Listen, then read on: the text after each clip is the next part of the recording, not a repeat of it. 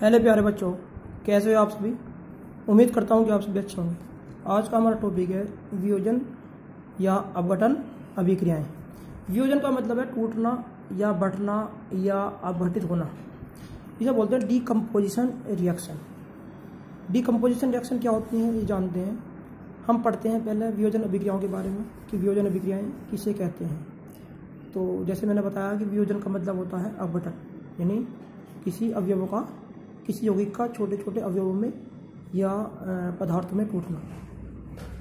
वे अभिक्रियाएं हैं जिसमें यौगिक बाह्य कारकों की उपस्थिति के कारण छोटे छोटे तत्वों में या लघु यौगिकों में टूट जाता है। वह कहलाता है वियोजन अभिक्रिया। जैसे आप पढ़ भी रहे होंगे, जैसे देख भी रहे होंगे कि आप, वह अभिक्रिया जिसमें यौगिक बाह्य कारकों के प्रभाव द्वारा अपने अवयवी तत्व होते हैं जिनसे मिलकर बनता है, जिनसे वो यौगिक मिलकर बना हुआ है, उन्हें बोलते हैं अवयवी तत्व, या लघु यौगिकों में यानी छोटे यौगिकों में टूट जाता है या बढ़ जाता है। वह कहलाता है वियोजन अभिक्रिया। उसे वियोजन अभिक्रिया कहते हैं। वियोजन अभिक्रियाएं मुख्यतः 3 प्रकार की होती हैं। जैसे मैंने दिखा भी रखा है कि वियोजन अभिक्रियाएं, देखिए आप लिखा, वियोजन अभिक्रियाएं 3 भागों में तोड़ी गई हैं। 3 प्रकार होते हैं। वियोजन अभिक्रियाएं मुख्यतः 3 प्रकार की होती हैं, जैसे कि ऊष्मीय अपघटन, प्रकाशिकीय अपघटन और विद्युत अपघटन। विद्युत ऊष्मीय अपघटन किसे कहते हैं, मैं इस परिभाषा डिफाइन करने की कोशिश कर रहा हूं कि ऊष्मीय अपघटन वह अपघटन या वह अभिक्रिया होती हैं जो यौगिक ऊष्मा के प्रभाव से अपने सरल पदार्थों में टूट जाते हैं। वह कहलाते हैं ऊष्मीय अपघटन। इसी प्रकार वह यौगिक जो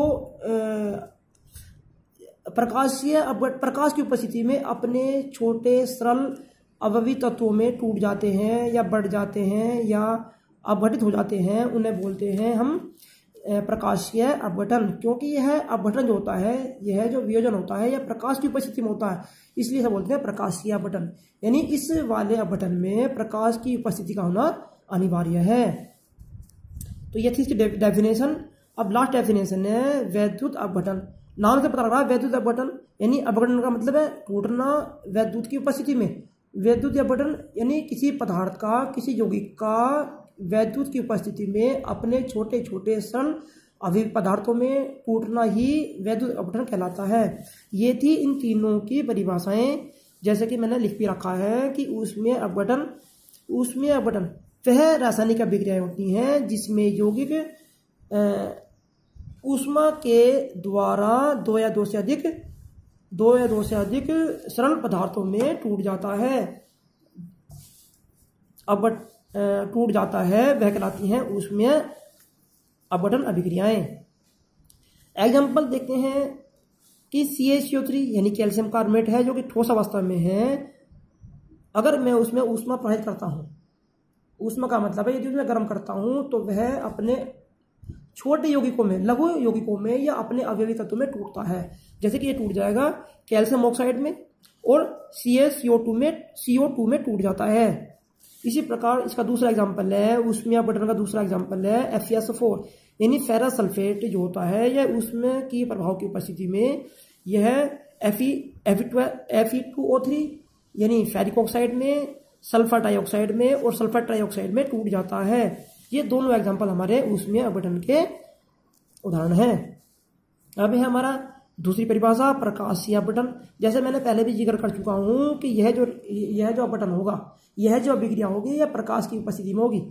तो इसमें जो पदार्थ टूटेगा, जो यौगिक टूटता है, वह प्रकाश की उपस्थिति में टूटता है और छोटे छोटे अपने अवयवी तत्वों में बढ़ जाता है।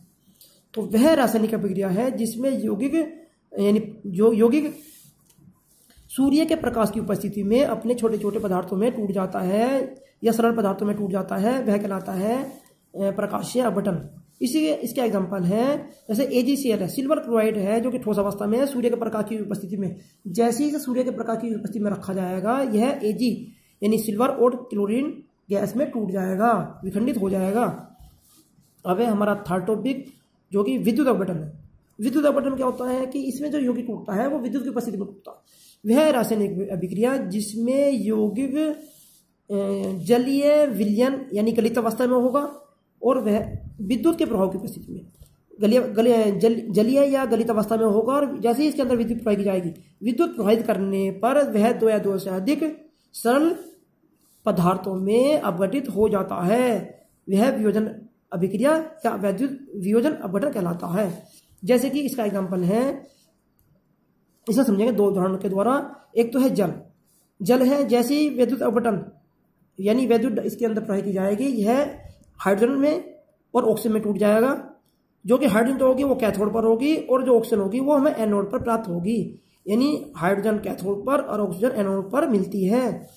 इसी प्रकार दूसरा एग्जाम्पल है KCl को विद्युत की उपस्थिति में इसमें अपघटन किया जाएगा, तो वह भी अपने दो अवयव में टूट जाएगा, यानी पोटेशियम में टूट जाएगा और क्लोरीन गैस में टूट जाएगा। जो पोटेशियम में है वो कैथोड पर प्राप्त होगी, जैसे आपको दिखाई दे रहा होगा, और क्लोरीन जो हमें मिलेगी वो एनोड पर मिलेगी।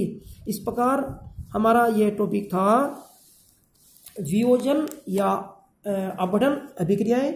हमने इसे समझा, और मैं उम्मीद करता हूं कि ये आपको समझ में आया होगा। तो थैंक यू।